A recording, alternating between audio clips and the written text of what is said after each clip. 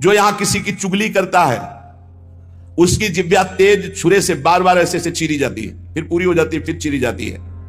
जिन्होंने उद्दंडतावश अपने पूज्य जनों का अनादर किया, उनको मारा पीटा, गुरुजनों को, अपने गुरु को, माता को, पिता को, बाबा को, पितामह को, ये पूज्य जन है, ये गुरु के समान पूज्य है। जो अपने गुरुजनों को, पूज्य जनों को अनादर करता है, दंड देता है, मारता है, पीटता है, वो देखो ये कुंड बने हैं विष्ठा के, पीब के और मूत्र के। मूत्र का कुंड, विष्ठा का और पीब का, नीचे करके मुख उन्हीं कुंडों में डाल दिया जाता है, ऊपर से पैक कर दिया जाता है। हजारों वर्ष वही खाओ वही सड़ो, कितना भयानक कष्ट है। नीचे के मुख करके उसमें डाल दिया जाता है। जो लोग भोजन बनाने, बहुत ध्यान से सुनो, भोजन बनाना उद्देश्य रखो, यज्ञ है, यज्ञ के लिए भोजन बना रहे हैं, सबके हृदयों में भगवान है। पहले भोग लगाओ श्री भगवान का, फिर दरवाजे पर निकलो और आसपास झांक के देखो, कोई पशु पक्षी, कोई मनुष्य, कोई संत महात्मा, कोई भूखा तो नहीं दिखाई दे रहा। अगर एक गाय है, कुत्ता भी है, तो घर से जाओ, रोटी लाओ, पहले उसे डालो, भगवत स्वरूप मान करके पहले। फिर अपने घर में जो बड़े बूढ़े हैं सबसे पहले उनको पवाओ, बच्चे जो हैं उनको पवाओ। अच्छी अच्छी चीज तुम पालो, बड़े बूढ़े नहीं, अभी आगे आएगा, उनको भी दंड मिलता है। तो जो रसोई बनाए तो उसे भाग लगाना चाहिए, देवता का भाग, अतिथि का भाग, कौवे का भाग, गाय का भाग, और अपने जो पूर्व के बुजुर्ग जन हैं पहले उनकी सेवा। मेरे परिचय के थे और 2 भाई थे, उनमें से किसानी का कार्य होता था। किसानी के बहुत पुरानी घटना नहीं है भाई जी महाराज के, कुछ वर्ष की है, अक्षरशः सत्य है। ये कोई हम कथा नहीं कह रहे, हम जानबूझ करके पता नहीं दे रहे हैं, मुझे जिला गांव सब पता है। वो कृषि कार्य करते थे, गृहस्थी का कार्य किसानी से पूरा होता था। उनके पास एक बैलों की जोड़ी बहुत सुंदर थी और एक बैल, 2 भाई थे। एक दिन संध्या काल के समय जो व्यापारी थे बैलों के, उनको पता चला गांव में 2 किसानों के पास बहुत सुंदर 2 जोड़ी बैल हैं, एक जोड़ी से उनका काम चल सकता है, आप प्रयास करेंगे तो एक जोड़ी बेच देंगे। अर्थ है आपकी शरण में आया है तो आपको अपने प्राणों की बलि चाहे देनी पड़े, उसकी हानि नहीं होनी चाहिए, शरणागत की हानि नहीं होनी चाहिए। अगर हानि हो गई तो नरक की गति मिलेगी और यहां भी दंड मिलेगा तत्काल। ये महत् पाप है, शरणागत का त्याग महत् पाप है। अब वो 2 व्यापारी थे, अब वो कई बैल खरीदना बेचना उनका काम था। वहां आए और उस समय 12,000 रुपए की जोड़ी तय की। उनको बहुत अर्थ लगा, 12,000 रुपए मिल रहे, 2 से काम चला लेंगे, फिर गौए हैं, बछड़े हो जाएंगे, फिर काम चले। 12,000 रुपए ये देंगे और ये व्यापारी हैं, उनके पास थैला भी था तो और भी रुपए होंगे। संध्या का समय था, व्यापारी ने कहा कल सुबह हम बैल लेकर चले जाएंगे, आज रात हम तुम्हारे यहां सो जाएं। रात्रि हो रही, उनके मन में तुरंत चलने लगा दोनों किसान भाइयों के। उन्होंने कहा हाँ हाँ बहुत आराम से खाइए पिए, आपका घर है। उनका आज रात्रि हम आपकी शरण में हैं, आप हमारे और हमारे धन की रक्षा कीजिए, कल सुबह हम 12,000 आपको देकर आपके बैल लेकर चले जाएंगे। अब एक तो आती थी, दूसरे शरणागत। रात्रि में अच्छा भोजन पवाया और बारंडे में लिटा दिया। घर घर के बाहर चौपार होती थी, जिसे बारंडा कहा जाता है, उसे चौपार कहा जाता है।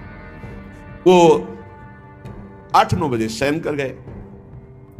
कहीं कहीं बरोठा कहा जाता है, कहीं बारंडा कहा जाता है, कहीं चौपार कही जाती है।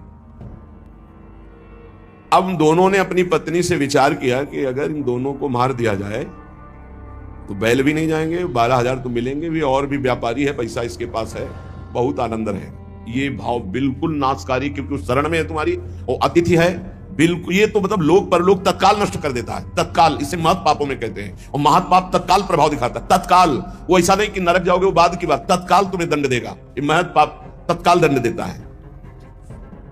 उनके हृदय में हत्या करने का पूरा विचार बन गया, पाप भरी योजना। पत्नी उनकी सहयोगी हुई तो पत्नी ने कहा पहले लाश गाड़ने की व्यवस्था तो सोचो, घर में तो गाड़ी नहीं जा सकती। तो उनका हमारा खेत है बगल में गन्ने का, हम दोनों जा रहे हैं और एक ही गड्ढे में दोनों को दबा देंगे, इनके नाप का गड्ढा खोद के अभी आते हैं। वो अति शीघ्र गन्ने के खेत में जाके गन्ना काट के और गड्ढा खोदने लगे। दैव योग से पड़ोसी को सोच लगी, भगवान का विधान होता, जाको राखे साइया मार सके न कोई। वो सोचा बगले में गन्ने का खेत है, यहीं निपट लेते। पहले शौचालय तो हुआ नहीं करते थे, गांव के बाहर खेतों में दूर जाना होता था। अब वो गन्ने के खेत में बगले में जाके, अब ये बोले इतने में 2 आ जाएंगे।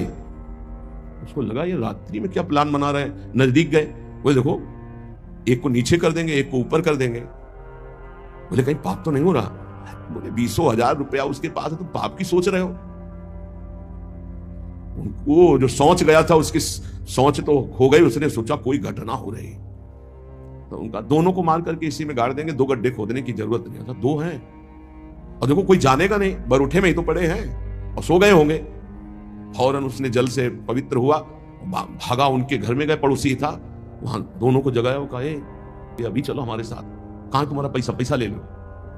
अब वो भगवान की प्रेरणा से बचाने के लिए तो उनको संशय भी नहीं हुआ, फौरन अपने झोला लिए जिसमें रुपया रखे थे, और वैसे ही गद्दा बिछा हुआ, वैसे ही रजाई रखी हुई, अपने घर में ले गया और कहा इन दोनों भाइयों ने मारने का प्लान और गड्ढा खोद दिया है, चुप यहीं शांत रहे। और उनके दोनों के एक लड़के थे जो नौटंकी देखने गए थे गांव के। कर्म बड़ा निकृष्ट संकल्प किया था, इसलिए पाप कर्म प्रेरित करके उन लड़कों के मन में है कि हमें नाटक अच्छा नहीं लग रहा, छोटे जगह चलो यार, हमें अच्छा नहीं लग रहा, हमें सोने का मन है। दोनों मस्ती से बातचीत करते हुए आए तो देखा बरूठे में गद्दा बिछा है और रजाई। तो उनका शायद माता पिता ने सोचा हो कि रात्रि में पता नहीं कब ये आएंगे तो दरवाजा खोलना पड़ेगा, ये यहीं सो जाते हैं। दोनों मुंह ढक करके उसी में सो गए।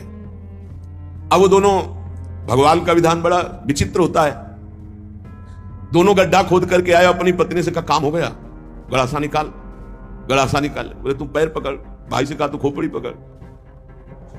अंधेरे का मामला, कोई बिजली तो गांव में रहती नहीं थी। दोनों पुत्रों को काट दिया और मैं गद्दा और रजाई सहित समेट के गड्ढे में तोड़ गया। अब जब वहां गड्ढे में डालिया तो बोले झोला कहां रुपया का? बोले हमने तो सोचा था सिराने ही होगा। बोले गद्दा रजाई तो लपेट के नहीं डालिया? बोले पक्का नहीं, ऐसा कैसे हो सकता है? बोले रुपया कहां है? अब वो तो बड़े चिंतित की जिसके कारण मारा वो रुपया नहीं। तो फिर गए गड्ढा खोदा और जब देखा कि हमारे लाला, हमारे ही पुत्र, ओ ना तो चिल्ला सकते हैं ना रो सकते हैं, ढूंढा वहां पैसा नहीं, ना वो जिनको मारना था वो थे नहीं, अपने बेटों को मार दिया। सुबह हुआ फिर पड़ोसी निकाल के लाया उनको, कहा ए भाई बड़ा सुंदर प्लान बना रहे थे इन दोनों को मारने का, पैसा भी सुरक्षित और ये भी सुरक्षित, अब हम जा रहे हैं सरकार से रिपोर्ट करने। दोनों को जेल हुई, दोनों पुत्र मारे गए, दोनों पत्नी और पति सहित सजा को प्राप्त। अगर शरणागत है, कोई धन लिए हुए है, आपके समीप आया हुआ है और आप थोड़ा भी लालच करके उनका अहित करना चाहते हैं तो शरणागत का अहित तो सोचना मात्र अहित कर दिया, ये तो यहां दंड मिला, पूरा जीवन बर्बाद हो गया, पूरा जीवन बर्बाद हो गया। या प्रीतम गुरुमंत्र नाम और आचार्यवाणी, बस इतने से मतलब रखो, किसी से मतलब रखोगे परमार्थ ढक जाएगा। सब पूरे समस्त विश्व के हम चरणों के सेवक हैं, हमारा स्वामी पूरा विश्व है, सब हमारे स्वामी हैं, सबके हम सेवक हैं। हमको इस संसार से निस्तार, इस संसार से हटकर भगवान की प्राप्ति करनी। अहो शकल पामरैरपि बहिष्कृतम दूरतः कथम सहज वत्सला त्यजतु मापि वृंदाटवी। मैं समस्त नीच अधम पामर जीव हूं, पर हमारे ऊपर सीधा वृंदावन की कृपा, श्री जी की कृपा, गुरु स्वरूप समस्त रसिक संत महापुरुषों की कृपा, जो हमें वृंदावन का वास मिला है, जो हमें वृंदावन का आश्रय मिला है। त्यजतु मापि वृंदाटवी, हे वृंदावन धाम आप हमें कभी त्यागना। बहुत करुणामयी है, जिसने आज तक श्री जी को पुकारा श्री जी उसको प्राप्त नहीं है। देखो हमारा हृदय यदि दैन्य होकर के प्रियाजू को पुकारे तो इससे प्रियाजू की प्राप्ति होगी। अगर रुपये से होनी होती तो बड़े बड़े लोग खरीद लेते हैं हमारी श्री जी को, सोने चांदी के आभूषणों से, इत्र वस्तु से होती तो धनी मानी लोग खरीद लेते श्री जी को, प्रभु को खरीद लेते। लेकिन आज तक अगर किसी को श्री जी की प्राप्ति हुई तो दैन्य को हुई है, आंसुओं से हुई है, हृदय से जो आर्त भाव से उसी को हुई है। ज्ञान विज्ञान बुद्धिमत्ता ये सब एक तरफ की बात है, और दैन्य होकर श्री जी के लिए रोना, श्री जी को पुकारना, श्री जी को पाना, ये एक तरफ की बात है। और श्री जी जब जिससे जो चाहती है वो कराती है। वो सर्व सामर्थ्यशाली, किसी की सामर्थ्य नहीं कि एक व्यक्ति का परिवर्तन कर दे, वो श्री जी से होता है, उस श्री जी के बल से होता है। ये बीच में रुपया कहां से आ जाता है? हम तो ये कहते हैं कि जिसमें रुपया प्रदान होता है वो परमार्थ होता ही नहीं है। पुण्य भले हो जाए, परमार्थ नहीं हो सकता। परमार्थ तो निष्काम है। हरिवंश महाप्रभु का ये दोहा उतारना जीवन में बहुत कठिन है। सब सोहित, इतना ही शब्द केवल उतार लो, फिर आगे निष्काम मति, इतना ही उतार लो। निष्काम मति, किसी से कुछ नहीं चाहिए, प्रिया जो सब व्यवस्था करती, वही सबका पालन पोषण करती। त्वं मातेव पितेव सत्सुहृदिव भ्रातेव सद्बंधुवत् कांतावत् परदेवतेव गुरुवत् सन्नेत्रवत् प्राणवत्। आप ही मेरे माता हो, मेरे पिता हो, मेरे सत्सुहृद हो। कांतावत् परदेवतेव गुरुवत् सन्नेत्रवत् प्राणवत्। आप ही मेरे भाई हो, आप ही मेरे सद्बंधु हो, आप ही कांता तुल्य हो, परम देवता तुल्य, परम गुरुदेव तुल्य, परम सुंदर नेत्र तुल्य, परम सुंदर प्राणवत, और मेरे सर्वस्व धन, मेरे सुंदर अमृत, मेरे सत्पुत्र, मेरे आत्मतुल्य कौन हो? हे राधा रसिक, चूड़ामणि, आनंदप्रद, वृंदावन, हे वृंदावन के युगल सरकार, बस आप ही मेरे। अन्य से कहीं भी भाव रखोगे तो धोखा हो सकता है। त्वं मातेव पितेव सत्सुहृदिव भ्रातेव सद्बंधुवत् कांतावत् परदेवतेव गुरुवत् सन्नेत्रवत् प्राणवत्। आप ही मेरे माता हो, आप ही मेरे पिता हो, आप मेरे भाई हो, आप मेरे सुहृद हो, आप मेरे परम देवता हो, आप ही मेरे गुरुदेव हो, आप ही मेरे नेत्र हो, आप ही मेरे सर्वस्व धन हो, सुंदर अमृत हो, सत्पुत्र हो, आत्मा हो, सब कुछ आप ही हो। सारा संबंध आपसे ही है। हे राधिका रसिक चूड़ामणि, किशोरी किशोरजू, आप जो वृंदावन में विराजमान हो, मेरे सर्वस्व हो। बस ये करके हट जाए सब जगह से, बस केवल इनको पकड़ ले। जो प्रभु को छोड़कर कहीं और पकड़ने की कोशिश करता है तो प्रभु छूट जाते हैं, और फिर वो केवल घूम घुमा करके माया का प्रपंच ही रह जाता है। कहीं भी आचार्य वाणी में, कहीं भी गुरुजनों की वाणी में अर्थ की महत्ता ने लिखी। इस अर्थ से अनर्थ की तरह भागना चाहिए, ये पिशाच की तरह पड़ जाता है और जीव को परमार्थ से विमुख कर देता है, जीव को परमार्थ से विमुख कर देता है। ये अर्थ तभी सार्थक है जब इस पर अहम न रह जाए और ये भाव हो जाए, तो दियम वस्तु गोविंदम तुभ्यमेव समर्पये। और परिवार जगत जहां जहां प्रभु लगा दें बिल्कुल अभिमान रहित होकर, तब तो वो कुछ मंगल कर सकता है। नहीं, इसकी चाह, इसका संग्रह, इसकी मांग, इसका भोग जीव को परमार्थ से जरूर भ्रष्ट कर देता है, परमार्थ से भ्रष्ट कर देता है। हमारे माता पिता भाई बंधु परम धन गुरुदेव नेत्रवत प्राण धन सब कुछ, यही हमारे नेत्र भी है। हमें जो दिखाई देगा वो प्रेम रस इन्हीं के नेत्रों से दिखाई देगा। हे प्रिया प्रीतम, आप हमारे सर्वस्व हो। यत् स्पर्शादेव सद्यः प्रमद हरिरसाविश्चिन्मूर्ति भाजो जीवा जीवा पदार्था त्रिगुणमयतया नित्य संस्पर्श शून्या सर्वे भाति स्वभाषा शुभ विमल महाचिद रसैकात्म शक्ति शेयम वृंदाटवीयाव निरखिल महाचिन्मया पर्युदेति। श्री वृंदावन धाम का स्पर्श मात्र जीव को चाहे जितना जड़ स्वभाव का हो, त्रिगुणमयी माया से बचा के नित्य चिदानंदमय कर देता है। वृंदावन का स्पर्श मात्र। पर जब तक अन्य चाहे हैं तब तक वो स्पर्श होते हुए भी स्पर्श नहीं है। नाम जप, सत्संग, साधु सेवा, ठाकुर सेवा, लीला कथा गायन श्रवण, इनके प्रभाव से असत कामनाओं का त्याग हो जाए। ये कामनाएं बहुत जहरीली हैं, ये सबसे विमुख कर देती है, इष्ट से, गुरु से, प्रभु से, ये प्रभु के प्रेम से विमुख कर देती है। कामनाएं अछत काम सुख सपने नहीं। जब तक कामनाएं हैं तब तक सच्चिदानंद सुख स्वप्न में भी नहीं। ये कामनाएं बहुत जहर है। भगवत कृपा से सत्संग के द्वारा प्राप्त विवेक से संतोष धन धारण करके इन कामनाओं का त्याग कर दे। ये वृंदावन स्पर्श मात्र से जड़ जीव को भी प्रेम रस में डुबो दे यदि कामना रहित हो जाए। कामना के लिए सत्संग है, नाम जप है, लीला गायन है, लीला श्रवण है।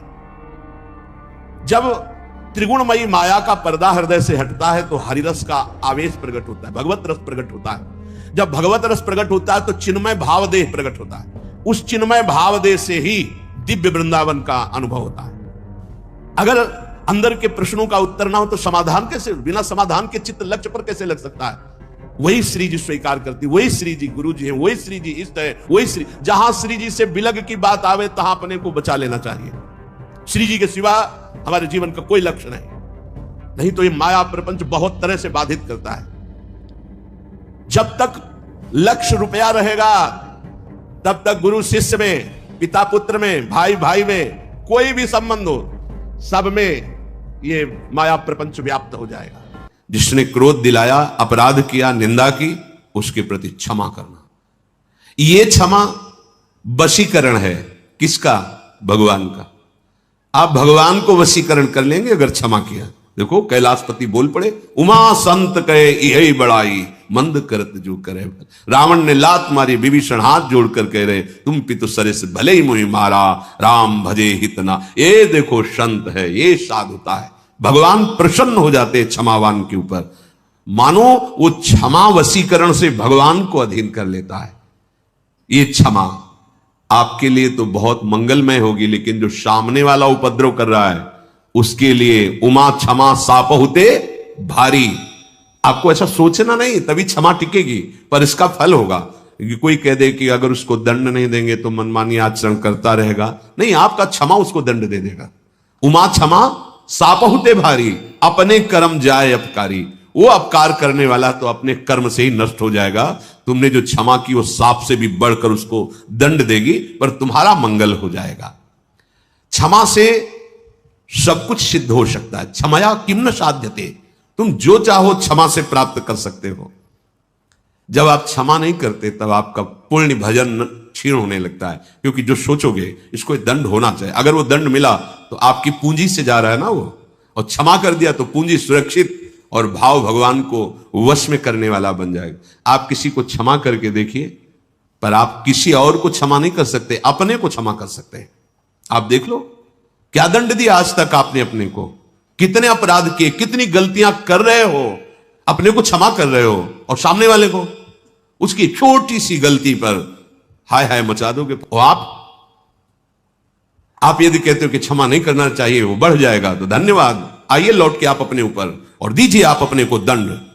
या आपने क्या गलतियां की, आप क्या गलती नहीं कर रहे, आप अपने को व्रत, उपवास, नियम, परिक्रमा ऐसे नियमों में बांधिए कि मुझसे गलती हो गई, अब इसको मैं क्षमा नहीं चाहूंगा, मैं अपने आप को दंड दूंगा। क्या दंड दूंगा? अब रोज 3 परिक्रमा वृंदावन की करूंगा, इसके बाद एक बार अन्न पाऊंगा, फिर देखूं कैसे मन बदमाशी करता है। अब माना जाएगा कि आप महात्मा हो। अपने को तो सब कोई क्षमा कर रहा है, और दूसरे के जरा से दोष पे हम टूट पड़ते हैं।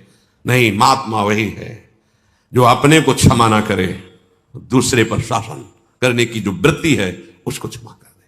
अपनी मन इंद्रियों को जो धर्म के विरुद्ध चले तो क्षमा नहीं, इनको दंड देना है गुरुजनों की अनुमति के अनुसार।